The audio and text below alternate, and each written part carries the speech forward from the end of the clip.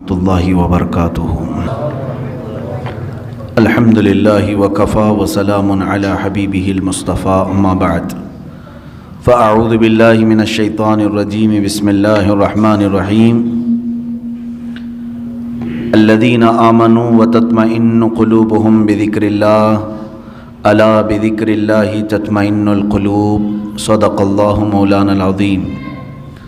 بے شک وہ لوگ جو ایمان لائے ان کے دلوں کا سکون اللہ کے ذکر سے ہے۔ آگاہ ہو جاؤ کہ اللہ کے ذکر سے دلوں کو قرار ملتا ہے۔ یہ قرآن کی آیت ہے جس میں مولا عز و جل ارشاد فرماتا ہے ایمان والوں کے دلوں کو اگر سکون میسر آتا ہے تو اللہ کے ذکر سے ہے۔ یہ ایک ایسی دولت کا نام ہے جو خریدی نہیں جا سکتی۔ سکون جو ہے ایک ایسی دولت کا نام ہے جو بازاروں میں بکتی بھی نہیں ہے۔ یہ قلب کی ایک کیفیت کا نام ہے، اور سکون کے لیے انسان کی کسی حیثیت کا ہونا بھی ضروری نہیں۔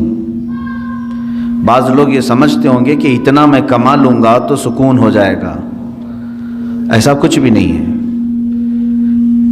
کبھی کبھار ایسا ہوتا ہے کہ جھونپڑیوں میں رہنے والا کافی سکون سے ہوگا، محلات میں رہنے والا بڑا پریشان ہے، اور کبھی یہ بھی ہو سکتا ہے کہ محل میں رہ کر کے بھی سکون مل جائے، چھوٹے گھر میں وہ بے قرار ہو جائے۔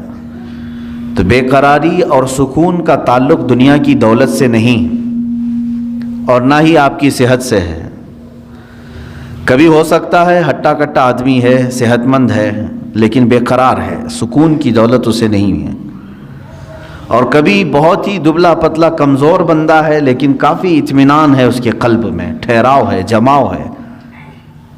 تو یہ سکون کی دولت حاصل کرنے کے لیے آج پوری دنیا پریشان بھی ہے۔ آپ اگر یورپ کی سرزمین پر دیکھیں، امریکہ یا مغربی ممالک کے پاس ان کا سب سے بڑا پرابلم اگر کچھ ہے، روح کا قرار، دل کا سکون نہیں ملتا ہے۔ اسی لیے بعض کنٹریز ایسی ہیں، بعض ملک ایسے ہیں جہاں قانونی طور پر سوسائیڈ کرنے کی بھی اجازت ہے، کیونکہ قانون انہیں اجازت دیتی ہے۔ اگر بہت زیادہ ڈپریشن کے شکار ہو، بہت زیادہ ٹینشن ہے، تو اپنے ہاتھوں سے اپنی موت کر لو۔ سوسائیڈ کرنا، آتم ہتیا کرنا ہمارے ہاں تو جرم ہے، بہت سارے ممالک میں اس کی اجازت نہیں، لیکن بعض کنٹریز ایسی ہیں جو کہتی ہیں انسان کی اس کی خود کی لائف ہے، اگر وہ چاہے تو ختم کر لے۔ اور سوسائیڈ کرنے کا اور اپنے ہاتھوں سے اپنے آپ کو مارنے کا یہ جذبہ اب کے زمانے میں بہت بڑھ چکا ہے۔ اس کی وجہ کیا ہے؟ اطمینان کا حاصل نہیں ہونا، دلوں کا قرار اور سکون کا حاصل نہ رہنا، یہ انسان کو موت کے گھاٹ اتارنے پر مجبور کرتا ہے۔ کبھی کبھار اچھا خاصا آدمی، لیکن اس کے اندر جو ہلچل ہے، اس کے اندر جو بے قراری ہے، وہ لوگوں کو معلوم نہیں، اور وہ چند دنوں کے بعد خبر آ جاتی ہے کہ اس نے سوسائیڈ کر لیا، اپنے گھر میں لٹک کر کے، یا اپنے آپ کو جلا کر کے، یا اپنے آپ کو کسی پانی میں غرق کر کے خود کو اس نے ہلاک کر لیے۔ یہ ہلاکت خود سے سوسائڈ کے جو آج نتائج سامنے آ رہے ہیں، اس کی سب سے بڑی وجہ ڈپریشن کا ہونا، سکون کا نہ ہونا۔ اے میرے عزیزو، اس قرآن عظیم میں اللہ تعالیٰ نے اس کا علاج بھی تو بتایا ہے، دوا خود اللہ نے بتایا ہے، اور اس نے ہمیں پیدا کیا، وہ بہتر جانتا ہے۔ ہمارے قلب کو اس نے بنایا، دل کو اس نے بنایا ہے۔ دنیا نے ہمارے جسم کا کوئی پارٹ نہیں بنایا، یہ سب رب ذوالجلال کے کارہائے نمایاں ہیں، قدرت کے کرشمے ہیں۔ اور اس نے جب قرآن میں ایک ہی آیت میں دو جگہوں پر یوں فرمایا، الذین آمنوا وتطمئن قلوبهم بذکر اللہ، وہ لوگ جو ایمان لائے ان کے دل اللہ کے ذکر سے مطمئن ہوتے ہیں۔ الا بذکر اللہ تطمئن القلوب، آگاہ ہو جاؤ اے لوگو، اللہ کے ذکر سے ہی دلوں کو سکون ملتا ہے۔ تو ذکر اللہ یہ رب ذوالجلال کی طرف سے دی گئی دوا بھی ہے، شفا بھی ہے، دعا بھی ہے، علاج بھی ہے، اور اسی سے دور بھاگ کر کے آج لوگ بے قراری میں ہیں۔ میں نے شاید پچھلے ذکر کی مجلس میں اس بات کو ذکر کیا ہوگا کہ اولیاء کاملین جو ہندوستان آئے یا پھر دوسرے مقامات پر جو صوفیہ اکرام ہیں، صوفیہ اکرام نے جو اسلام کی تبلیغ فرمائی، سب سے بڑا ان کے پاس ہتھیار کیا تھا؟ آج مثال کے طور پر آپ ہم سب کو اگر سنتے ہیں مجھے تو ظاہر سی بات ہے میری اور دوسری چیزیں تو آپ کو معلوم نہیں ہوں گی، لیکن تقریر معلوم ہے کہ یہ مشہور ہیں اپنی تقریر سے یا بیان سے، یہ ایک چیز معلوم ہے۔ اولیاء کاملین کا ایسا کون سا بڑا ہتھیار تھا، کون سا بڑا ذریعہ تھا جس کے ذریعے سے وہ تبلیغ اسلام کرتے تھے؟ وہ تقریریں زیادہ نہیں بلکہ وہ اللہ کے ذکر سے لوگوں کے دلوں کو دھلتے تھے۔ اس چیز سے ہم بہت دور آ چکے ہیں۔ آج جو معاشرہ ہے ہمارے ہاں، قلب کی صفائی کا نظام ہی ختم ہو چکا ہے۔ آج ڈھونڈ کر کے نکالو، بہت سارے بچے پریشان ہیں جو کچھ تحقیق طلب ہیں، جو ریسرچ اسکالر ہیں، وہ پوچھتے بھی ہیں کہ آج بھی ایسی کوئی خانقاہ ہے جہاں دلوں کی مرض کا، دلوں کی بیماری کا علاج ہوتا ہے؟ تو ہم جواب میں یہ کہتے ہیں ہم بھی اسی انتظار میں ہیں، ہم بھی اسی تلاش میں ہیں۔ ہاں، ایسا نہیں ہے کہ پوری دنیا سے یہ سب چیزیں اٹھ گئی ہیں، الا ماشاء اللہ ترکی کے مشائخ آج بھی علاج کرتے ہیں، مصر کے بعض شاذلی مشائخ ہیں جو اپنے مریدین کی آج بھی تربیت کرتے ہیں۔ میں ان کی خانقاہوں میں بیٹھا ہوں جہاں وہ رزق سے لے کر کے ذکر کے تمام مقامات، مراتب، دن اور رات کے تمام تر جو ڈسپلن ہو سکتا ہے راہ سلوک کا، وہ ساری چیزیں آج بھی بتاتے ہیں۔ لیکن یہ ماحول ختم ہو چکا جو صوفیہ اکرام کا تھا۔ آپ سلسلہ چشتیہ کے جتنے مشائخ کو آپ دیکھیں گے ہندوستان آئے ہیں، ان کے ذکر ہی مشہور ہیں۔ حضرت خواجہ سرکار غریب نواز رضی اللہ تعالیٰ عنہ کا ذکر مشہور ہے۔ ختم خواجگان میں بھی ان کے بعض اذکار شامل کیے گئے ہیں۔ خواجہ قطب الدین بختیار کاکی رحمۃ اللہ علیہ، حضرت بابا فرید الدین گنج شکر رحمۃ اللہ علیہ، صابر علاء الدین کلیری رحمۃ اللہ تعالیٰ علیہ، ان کا حال تو یہ ہے کہ قبر میں گئے خود سے بنی بنائی ہوئی اور بند کروایا اور 9 سال تک ذکر الہی میں مشغول رہے، باہر کسی نے ان کو دیکھا نہیں۔ یہ وہ لوگ تھے جن کے اوپر فنا کی کیفیت طاری ہو جاتی، وجدانی کیفیت طاری ہوتی۔ بعض لوگ ہم سے یہ سوال کرتے ہیں کیسے یہ رہ سکتے ہیں 9 سال، 10 سال، 8 سال، 11 سال، جو بزرگوں کے متعلق یہ روایات ملتی ہیں۔ میرے عزیزو، عقل یہاں آ کر کے رک جاتی ہے اور سمجھ نہیں پاتی، کیونکہ انسان کی اپنی ضروریات بھی ہوتی ہیں۔ میرے عزیزو، یہ لوگ جو اہل اللہ ہیں، جب دنیا سے کنارہ کشی کر لیتے، کھانے پینے کی کوئی ان کو احتیاج ضرورت نہ رہتی، اللہ کا ذکر ہی ان کی غذا بن جاتا اور اس غذا کا کوئی فضلہ نہیں نکلتا۔ ہم کو جو حاجتیں ہوتی ہیں پیشاب پخانے وغیرہ کی، تو ہم تو جسمانی غذا کھا رہے ہیں تو پھر اس کا کچرا بھی نکلنا ہے، لیکن جس کی غذا ہی اللہ کا ذکر ہے اس کا کچرا کہاں سے آئے؟ تو ان اولیاء کاملین کو کبھی ان چیزوں کی حاجت ہی نہیں ہوئی جو وہ مجاہدے کے دوران زندگی گزارتے تھے۔ ایسا نہیں ہے کہ پوری زندگی بھر انہیں کبھی ضروریات نہیں ہوتی تھی، لیکن جب وہ اللہ رب العزت کے ذکر میں محو ہو جاتے تھے تو دنیاوی بہت ساری چیزوں سے اللہ تعالیٰ انہیں محفوظ کر لیتا تھا۔ میرے عزیزو، میں 2 چند باتیں آج آپ کے سامنے عرض کروں گا۔ جب ہم اپنا مقصد اصلی بھول جائیں گے تو بہت ساری چیزیں ہم سے چھوٹ جائیں گی۔ ہم بھولے ہوئے لوگ ہیں، ہمارا اصل مقصد ہی یہ تھا۔ اللہ تبارک و تعالیٰ نے قرآن پاک میں فرمایا، میں نے اپنے ذکر کے لیے، اپنی عبادت کے لیے تمہیں پیدا کیا ہے۔ تم دن رات اپنے مشغلے کرتے رہو، کام کاج کرتے رہو، لیکن اپنے رب کو بھول کر کے نہیں۔ مثال کے طور پر تمہاری اگر دکان ہے، تم نے دکان شروع کی بسم اللہ کہہ کر کے، دکان میں بیٹھے اللہ کو یاد کیا، ضروری نہیں کہ ہر 2 منٹ پر 1-2 رکعت پڑھتا بیٹھا ہو، ضروری نہیں ہے۔ آپ گلے پر بیٹھے ہیں، دکان میں تجارت کر رہے ہیں، لیکن فجر کی نماز پڑھ کر کے گئے تھے، ظہر کی نماز میں واپس آئے تو فرمایا گیا اس کا پورا دکان میں بیٹھنا بھی عبادت ہی ہے، وہ اللہ کے ذکر میں ہی اس کا وقت گزرا ہے۔ وہ ظہر سے لے کر عصر پھر اگر اپنی تجارت میں مشغول رہا، وہ بسم اللہ کہہ کر کے تجارت شروع کیا، عصر کی اذان ہوئی، واپس اپنے رب کی بارگاہ میں سر جھکانے کے لیے آ گیا، تو فرمایا گیا کہ صرف یہ ظہر اور عصر کاؤنٹ نہیں ہوگی، بلکہ اس کے بیچ میں جتنا وقت اس نے دکان میں لگایا وہ بھی سجدوں کی برابر عبادت میں شمار ہو۔ تو اس طرح سے تو بندہ اپنی پوری زندگی کو، اپنے پورے دن اور رات کو عبادتوں میں لگا سکتا ہے، صرف شرط یہ ہے کہ جن اوقات میں رب تمہیں پکارے، اللہ تمہیں بلائے، ان اوقات میں ضرور حاضر ہو جانا۔ ایک بڑی پتے کی بات میں کرتا ہوں، آج جس چیز نے ہمیں بہت زیادہ غافل کیا ہے، جس چیز نے ہمیں سب سے زیادہ غافل کیا ہے نوجوان بچوں کو آج، وہ موبائل ہے۔ انٹرنیٹ کا زمانہ ہے، اس میں لوگوں کی راتوں کی نیندیں اڑ گئی ہیں، صحت بھی تباہ و برباد ہے، لیکن کسی کو فرق نہیں پڑتا۔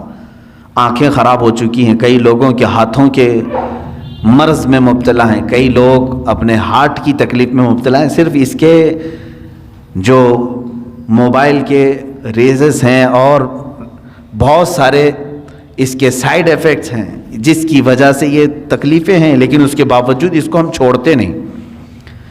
اور میں یہ کہہ رہا ہوں کہ چھوڑ کر کے پورا ختم کرنے کی بھی بات نہیں کر رہا ہوں، اس کا استعمال جن کاموں کے لیے ہے ٹھیک ہے، لیکن اسی سے ہمیں کچھ چیزیں سیکھنا بھی چاہیے تھا، اسی موبائل سے ہی۔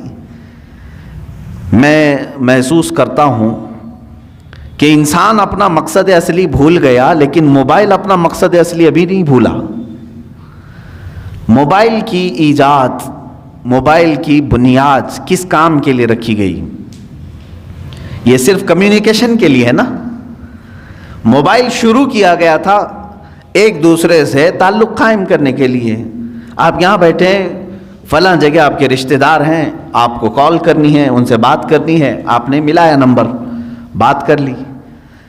شروع میں جو موبائل آیا تھا اتنے ہی کام کے لیے تھا نا، زیادہ سے زیادہ میسج فارورڈ کر سکتے تھے، میسج وہ دیکھتا آپ کو ریپلائی کر دیتا، اتنا ہی کام تھا۔ کال ہو سکتی تھی، میسج ہو سکتا تھا، اور اصل مقصد بھی موبائل کا یہی تھا، کمیونیکیشن۔ ٹھیک ہے، آپ کال کریں، ادھر سے کال آئے اٹھائیں، بات کریں، یہی کام کے لیے موبائل کی موبائل میں ترقی ہوتی گئی، موبائل میں اور ترقی ہوتی گئی۔ چند دنوں کے بعد اس میں میوزک آئی، اس میں گانے بھی آئے، سننے والی چیزیں آئی۔ چند دنوں کے بعد اور ترقی ہوئی کہ اس میں فوٹو لیا جا سکتا تھا، وہ بھی چھوٹی سائز کا، فوٹو کی حد تک چلتا رہا۔ اس کے بعد پھر ویڈیو آئی اس کے اندر، فوٹو ویڈیو گیلری تک تو ٹھیک تھا، اس کے بعد اب اس میں ہی انٹرنیٹ کی پوری دنیا ڈال دی گئی۔ اب اس میں ویب سائٹ بھی کھلنے لگی، جو ٹیلی ویژن میں دیکھ سکتا تھا وہ سب کا سب موبائل میں دیکھنے لگا۔ اس ترقی کو موبائل نے تقریباً 10 سالوں میں یا 20 سال لگے اس کو، 20 سال میں یہ اس ترقی کو پہنچ چکا ہے کہ اپنی ساری دوسری چیزیں پیچھے چھوڑ دیا۔ ٹی وی کا بھی وہ آج مقام نہیں رہے گا جو موبائل کا ہے، گھر کے لینڈ لائن کا بھی کوئی اتا پتہ نہیں ہے، منی آرڈر، خط، پوسٹ کارڈ، یہ ساری چیزیں ختم ہو چکی، موبائل سب کی جگہ لے چکا ہے، بہت آگے بڑھ چکا ہے، بہت ترقی کر چکا ہے موبائل۔ پھر میں توجہ دلا رہا ہوں، اس کا اصل کام کیا تھا؟ کمیونیکیشن، ایک دوسرے سے کال کرنا۔ موبائل ادھر سے ادھر دو لوگوں کی بات کراتا تھا، لیکن میرے عزیزو ان 20 سالوں میں اس موبائل کو دیکھو، آج یہ ترقی اتنی کر چکا کہ پکس آ گئیں، ویڈیوز آ گئیں، انٹرنیٹ آ گیا، اس کے اندر گیمز آ گئے، سب آ گئے، لیکن چاہے تم کچھ بھی دیکھ رہے ہو موبائل اوپن کر کے، اگر کسی دوسرے نے کال کیا تو وہ اسی وقت کال آتی ہے یا نہیں آتی؟ تمہارے موبائل کا اسکرین شو کرتا ہے یا نہیں کرتا؟ تم فیس بک دیکھ رہے ہو، کال آتی ہے کہ نہیں آتی؟ تم ویڈیو دیکھ رہے ہو، اگر کسی نے کال کیا تو اسی ویڈیو کے بیچ میں ہی یہ بجا کر کے دکھاتا ہے کہ کوئی تمہیں بلا رہا ہے۔ گیم کھیل رہے ہو تم، اندر چاہے جتنے فولڈر کے اندر چلے جاؤ، لیکن اگر کسی نے کال کیا تو وہ گیم وہاں رک جاتی ہے اور کال بجنے لگتی ہے۔ اس کا مطلب یہ ہے کہ جس کام کے لیے یہ شروع ہوا تھا وہ آج تک اپنا مقصد نہیں بھولا، آج تک اس کی ترقی بہت ہو چکی ہے، اس میں بہت ساری ترقیاں آ گئی، انٹرنیٹ کی پوری دنیا آ گئی، لیکن وہ کمیونیکیشن کے لیے جو شروع کیا گیا تھا وہ آج بھی کر رہا ہے کام۔ تم اس موبائل میں 1000 کام کر رہے ہو، لیکن اگر کسی نے تمہیں کال کیا تو اسی کاموں کے بیچ میں ہی وہ تمہیں بجا کے دکھائے گا، گھنٹی بج جائے گی۔ میرے عزیزو، اس موبائل سے ہی یہ بھی سیکھنا چاہیے، انسان کا مقصد اصلی اللہ کی عبادت ہے۔ تم چاہے جتنی بھی ترقی کر چکے ہو، آج تم گھاس پھوس کی مسجدوں سے سنگ مرمر کی مسجدوں میں آ گئے۔ آج ترقی کے زمانے میں تم گھوڑا گاڑی نہیں مرسیڈیز میں گھوم رہے ہوں گے، تم آج یکا گاڑی میں نہیں بلکہ پلین میں سفر کر رہے ہوں گے، ٹرین میں سفر کر، بہت ترقی کر چکے ہو۔ لیکن اسی سے اگر سیکھ سکتے تو سیکھ لیتے۔ آج بھی اگر اللہ کی پکار آ جائے تو مجھے ان کاموں کو چھوڑ کر اسی کے بارگاہ میں حاضر ہونا چاہیے۔ یہ مشین ہے، ایک آلہ ہے، اس مشین نے آج تک اپنا مقصد نہیں فراموش کیا۔ جس کام کے لیے اس کو بنایا گیا تھا وہ موبائل آج بھی وہ کام کر رہا ہے، اگرچہ اس میں بہت ترقی ہو گئی۔ تم تو انسان ہو، تم دنیا کی چکا چوند کو دیکھ کر کے، اس کی چاندنیوں کو دیکھ کر کے اپنے مولا کو کیسے فراموش کر گئے؟ آج جب ہم بات کرتے ہیں تو لوگ یہ کہتے ہیں وہ پہلے کا زمانہ تھا، انہیں کام کاج نہیں تھا، گاڑی گھوڑے کچھ نہیں تھے، اس لیے وہ اللہ اللہ کرتے تھے۔ میرے عزیزو، تب تو تف ہے، لعنت ہے، اس مشین سے بھی زیادہ گئے گزرے ہو۔ ہاں وہ اہل اللہ تھے، ان کے زمانے کے تقاضے تھے، اس کے باوجود وہ رب تعالیٰ کی پکار ہوتی تو ضرور حاضر ہوتے، اس لیے کہ انہیں معلوم تھا ہمارا مقصد ہی دنیا میں آنے کا یہ ہے، چاہے میں ترقی کر کے آسمان پر بھی پہنچ جاؤں، چاہے میں ترقی کر کے چاند تک بھی پہنچ جاؤں، لیکن میرا جو مقصد ہے دنیا میں آنے کا وہ میرے مولا کے حضور حاضر ہونا ہے جب وہ مجھے پکارے۔ عزیزان گرامی وقار، آج جن چیزوں نے ہمیں اپنے مقصد سے دور کیا ہے ان چیزوں سے ہی تم سیکھ سکتے تھے۔ موبائل سے کوئی سیکھ نہیں رہا ہے، اس کو استعمال تو کر رہے ہیں، اسی سے سیکھ سکتے تھے۔ آج اللہ رب العزت کے حضور حاضر ہونے کا جو شوق ہونا چاہیے وہ کیوں نہیں ہے؟ اچھا، ایک اور بات اسی موبائل سے ہم نے جب تحقیق کیا تو یہ بھی پتہ چلا، جب پڑھتے تھے نا کتابیں، سنتے تھے کہ امام اعظم ابو حنیفہ رضی اللہ تعالیٰ عنہ رات کو کھڑے ہوتے تو صبح تک ایک قرآن ختم کر لیتے تھے۔ 4 ورق پڑھنے نہیں ہوتا آج مسجد میں، 2 ورق پڑھتے ہی بھاگنے کا دل کرتا ہے لوگوں کا۔ 30 پارے ایک رات میں کیسے ہوتے تھے، کیسے وہ پڑھ جاتے تھے، ایک رات میں کیسے پورا ختم قرآن ہوتا تھا؟ بلکہ آج بھی موجود ہے جو لوگ کثرت سے قرآن پڑھتے ہیں، یقیناً انہیں کوئی تو مزہ ملتا ہوگا تبھی تو پڑھتے ہوں گے۔ لیکن جب ہم کتابوں میں یہ اور بزرگوں کے بارے میں پڑھتے تھے، حضرت امام مالک رضی اللہ تعالیٰ عنہ کے متعلق بھی ہے، ایک بزرگ کے متعلق میں نام ذہن میں نہیں ہے، فرماتے ہیں کہ وہ کبھی کبھار ایسا ہوتا کہ گھوڑا حاضر کر دیا جاتا سفر کے لیے، گھوڑے پر پیر اٹھاتے ابھی رکھنے کے لیے، اور دوسرا پیر اٹھانے سے پہلے تک وہ پورا ختم قرآن کر جاتے تھے۔ کتنی دیر لگتی ہوگی؟ ہاں، یہ اور بات ہے کہ ان اہل اللہ کے لیے اللہ تعالیٰ زمانے کو گھیر دیتا، ان کے لیے قرآن پاک کو اس قدر تیزی سے پڑھنا یا اس میں ہو جانا، مشغول ہو جانا، یہ کیسا ہوتا تھا یہ سمجھ میں نہیں آتا تھا۔ لیکن اب سمجھ میں آنے لگا جب لوگوں کو، نوجوانوں کو گھنٹوں موبائل میں ڈوبے ہوئے ہم دیکھتے ہیں۔ آخر ہے کیا اس کے اندر؟ رات کو لے کر کے بیٹھا ہے تو صبح کے 4 بجنے لگ گئے، اس کو وقت کا احساس ہی نہیں ہوا۔ فلموں کو دیکھ رہے ہیں یا پھر ویڈیو گیمز، ان تمام چیزوں میں جب نوجوان بیٹھے رہتے ہیں تو ان کو وقت کا خیال ہی نہیں رہتا۔ ہو بہو اس لیے کہ تم اس کو دل دے بیٹھے ہو، ان گیمز کو دل دے بیٹھے ہو، اس لیے تمہیں وقت کا احساس نہیں ہو رہا۔ یہ دل اگر قرآن کو دیا ہوتا تو قرآن کے پڑھنے کا بھی تمہیں کبھی اکتاہٹ اور ملال آ ہی نہیں سکتا۔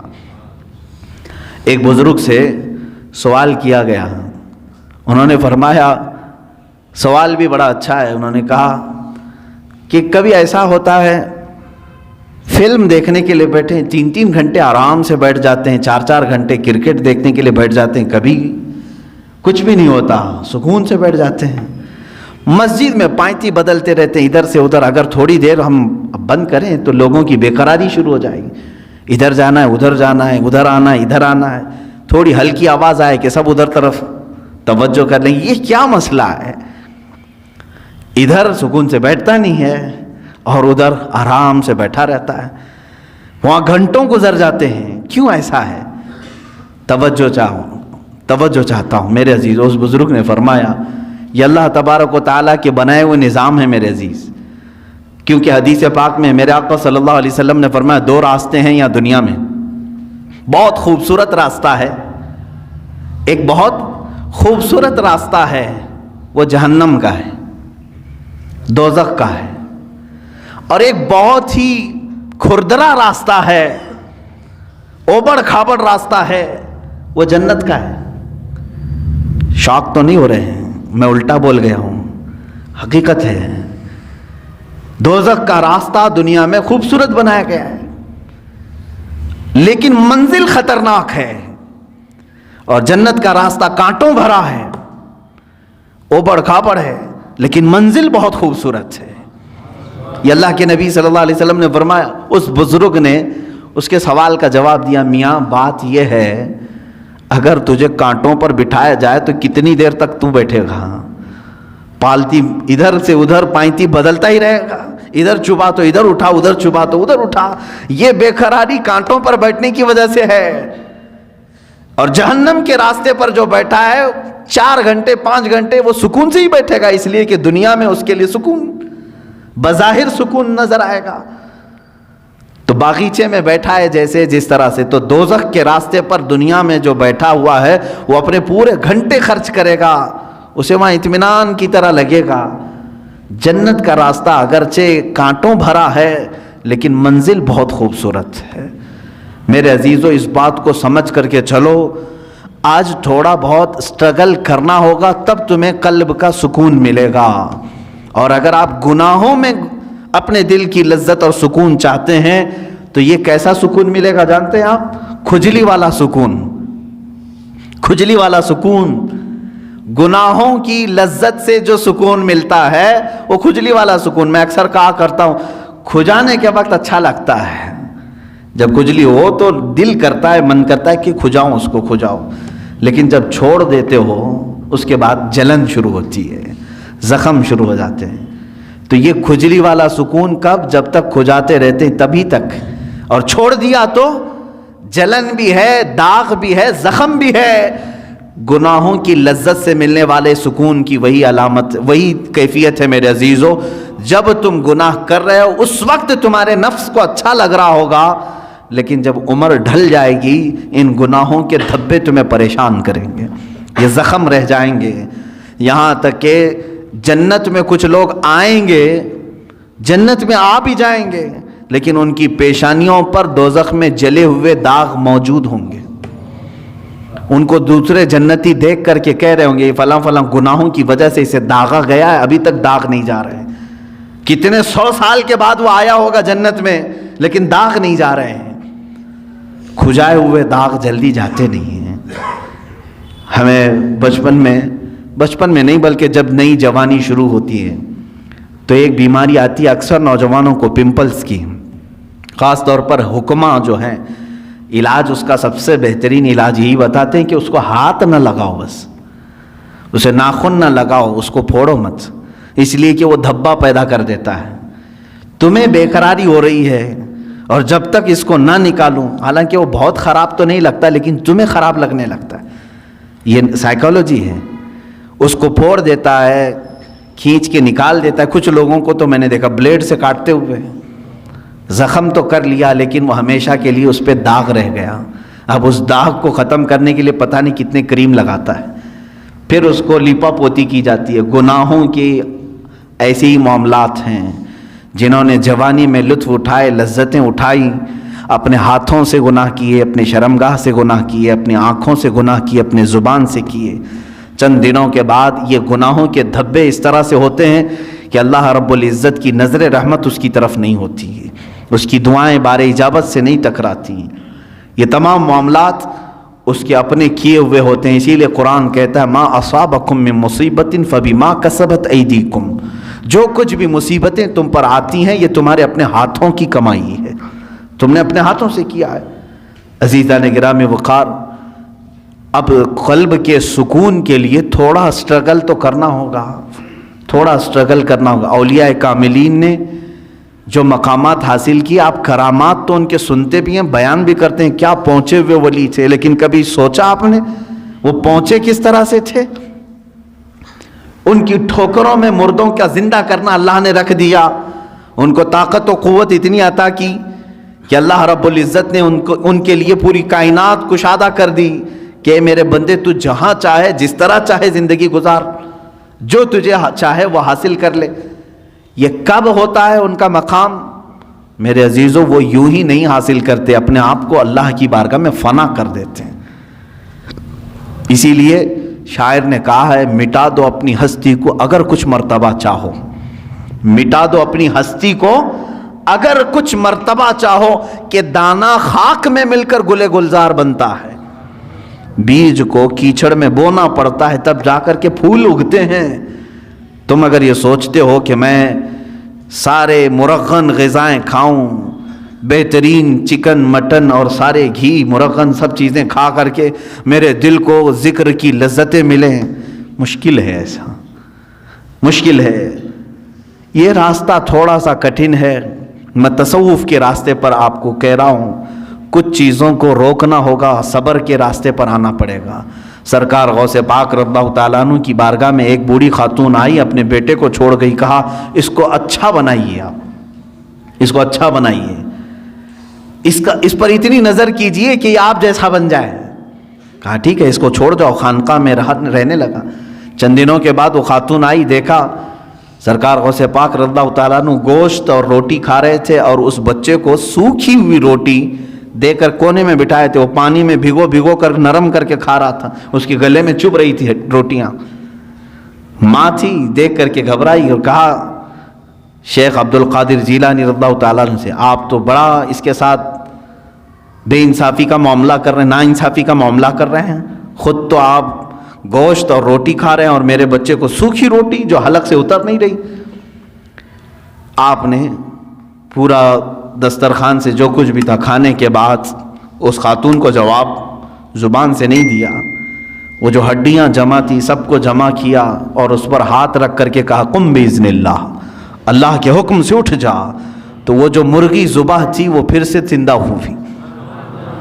بعض اولیاء کاملین کو یہ تصرف دیا گیا ہے، وہ مرغ زندہ ہوا، آپ نے اس خاتون سے کہا کہ اے خاتون، جب تیرا بیٹا بھی اس لائق بن جائے تو اسے بھی میں ایسے ہی کھلاؤں گا۔ اس کی تربیت کا زمانہ ہے، اسے آج صبر سکھایا جا رہا ہے۔ میرے عزیزو، آج یہ میرے لیے بھی نصیحت ہے، آپ کے لیے بھی نصیحت ہے، ہم اچھے کھانے کھاتے ہیں، لیکن ہفتے میں ایک مرتبہ اپنی زندگی میں ایسا دن بھی رکھو کہ یا تو وہ دن روزے سے ہو جائیں، یا تو پھر اس دن فاقہ اس طرح سے کریں کہ جس کو نفس نہ پسند کرتا وہ چیز ہم کھائیں۔ سوکھے چوڑے ہمارے ہاں ملتے ہیں، ظاہر سی بات ہے اس کو چبانے میں دقت ہوتی ہے۔ اس نفس کو مارنا ہو تو ایک دن ایسا رکھو کہ اسی کو کھا لیں ہم۔ روٹیاں سکھا کر کے رات کو اولیاء کاملین رکھتے تھے صرف اپنے نفس کو مارنے کے لیے۔ جب تک آپ یہ جنگ نہیں کریں گے ذکر کی لذت آپ کو نہیں ملے گی۔ ہاں، آپ اللہ اللہ اللہ اللہ کریں گے، سر ہلے گا، دل کچھ بھی نہیں ہلے گا۔ دل کو ہلانے کے لیے پریکٹیکلی طور پر آپ کو کچھ چیزوں سے گزرنا پڑے گا۔ سب سے پہلی چیز ہے اس میں اپنے غذاؤں پر کنٹرول، اپنے غذاؤں پر کنٹرول۔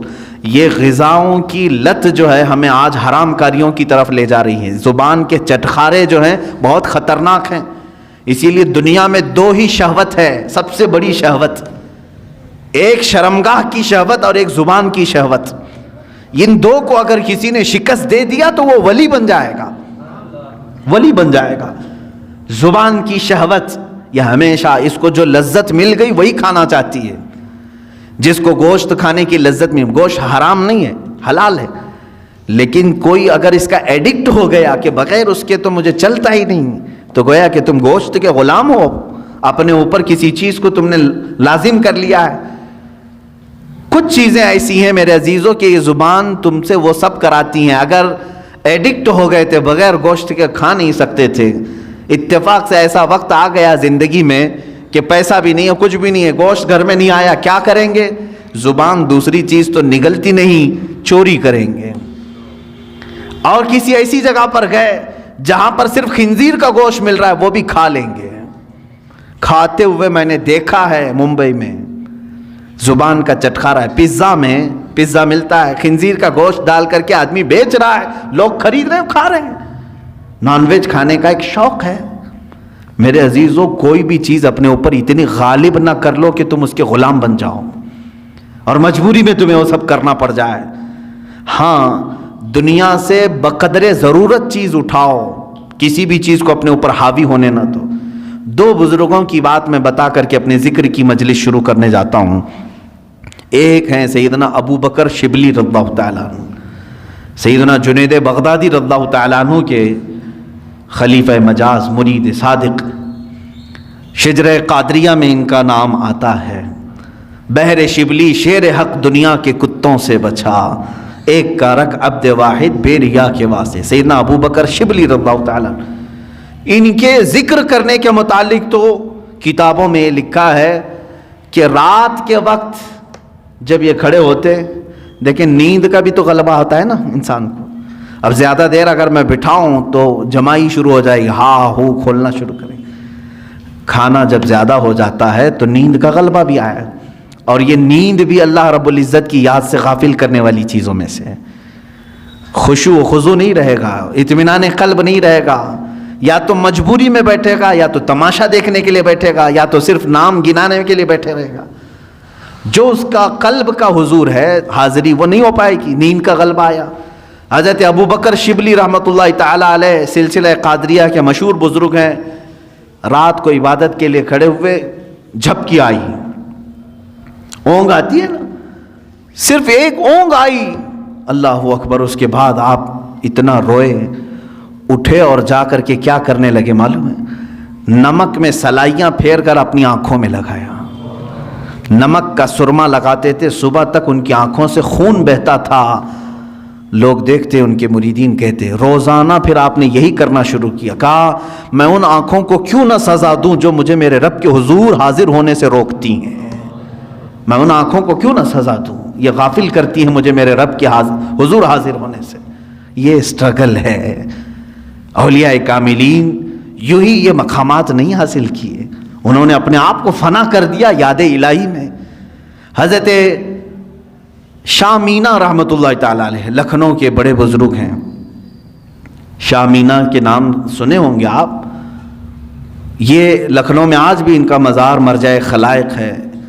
ان کی سیرت میں میں نے پڑھا, رات کو یہ عبادت کے لیے کھڑے ہوتے اگر ذکر کے لیے تو یوں نہیں, نرم قالین ہے, اے سی لگی ہوئی ہے, پنکھے چل رہے ہیں, ماربل کی دیواریں ہیں, ہم آرام سے بیٹھ کر کے اللہ کا ذکر کریں, آرام سے بیٹھ کر کے ہم تقریریں سنیں. نہیں, حضرت شاہ مینا رحمۃ اللہ تعالیٰ علیہ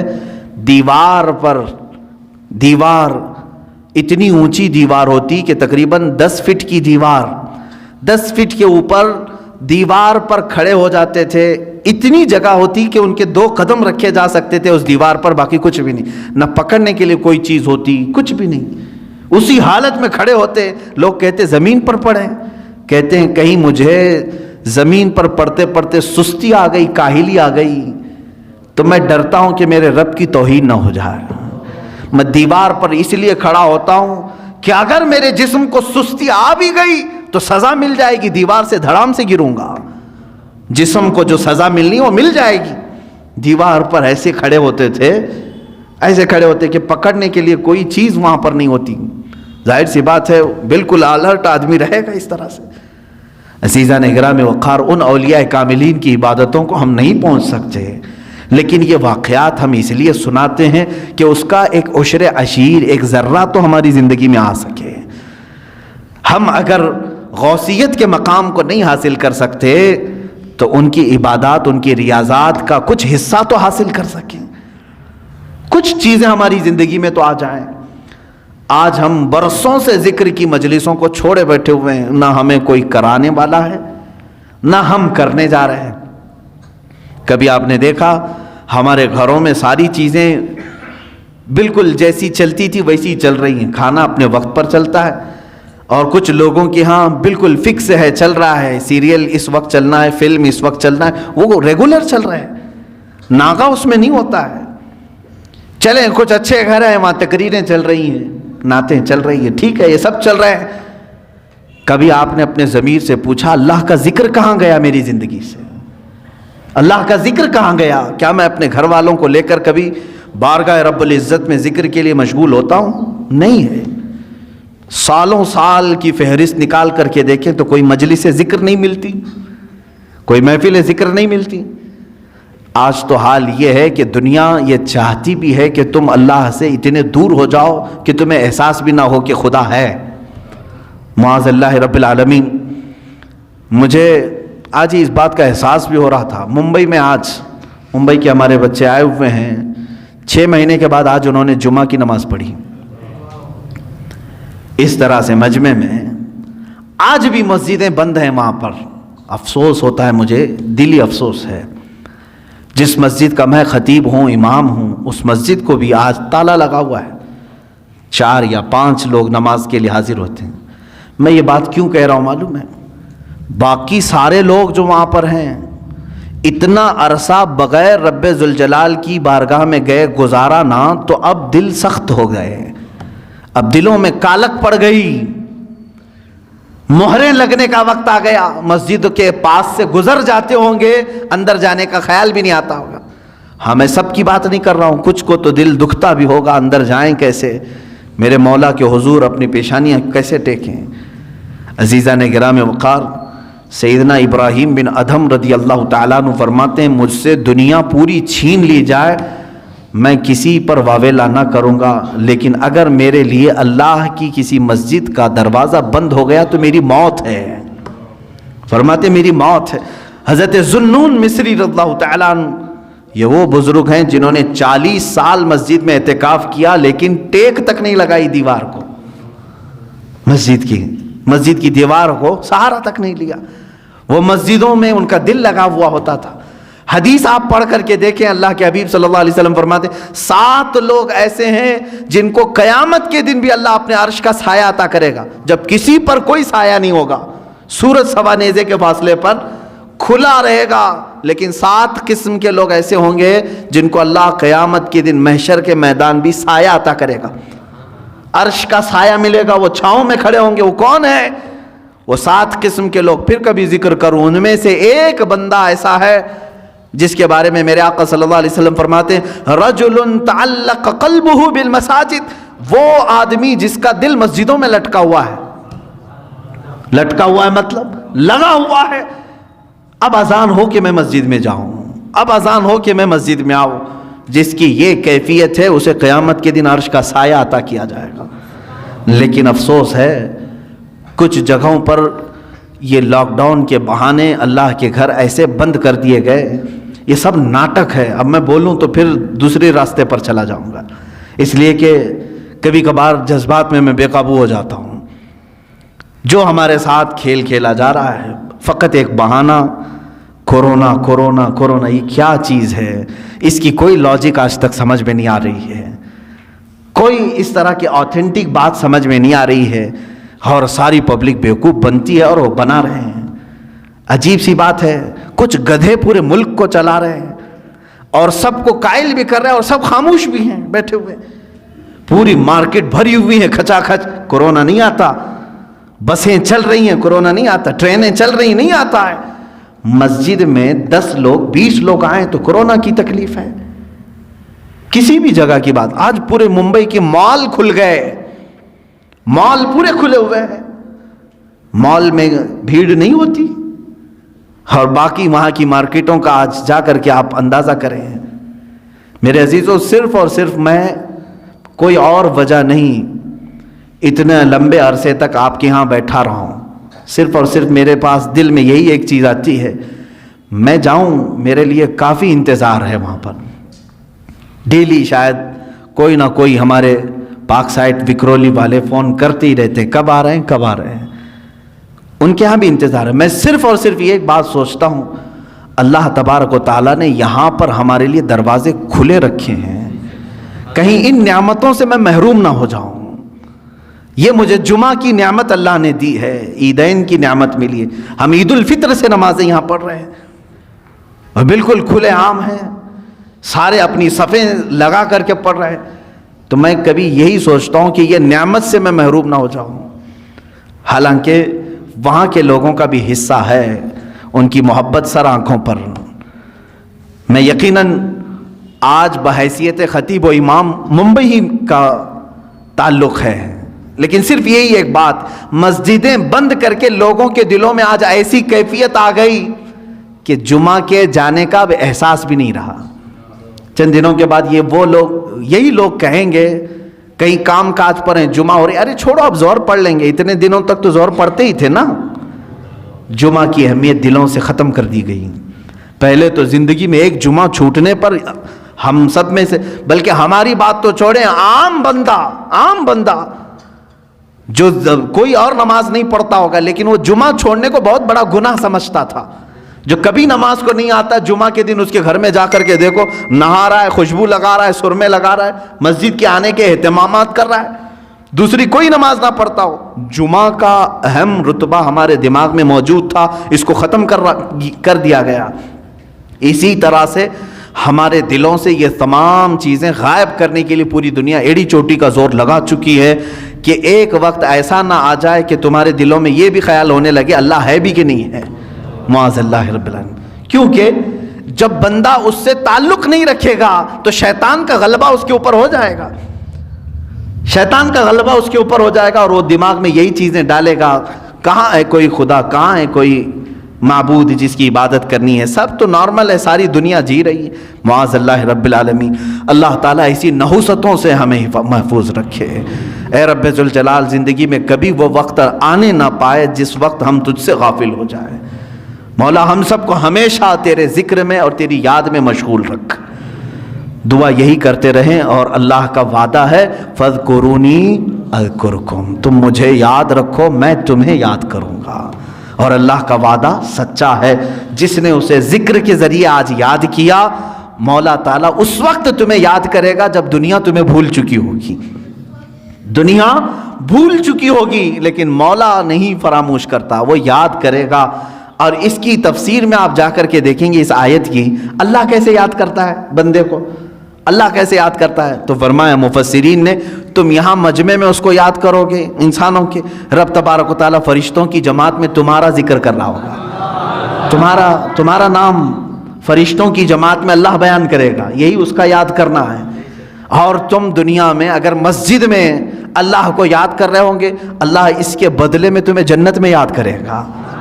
رب تبارک و تعالیٰ تمہارے نام کا اعلان جنت میں فرمائے گا، اس کا یاد کرنا یہ بہت کمال کا ہے۔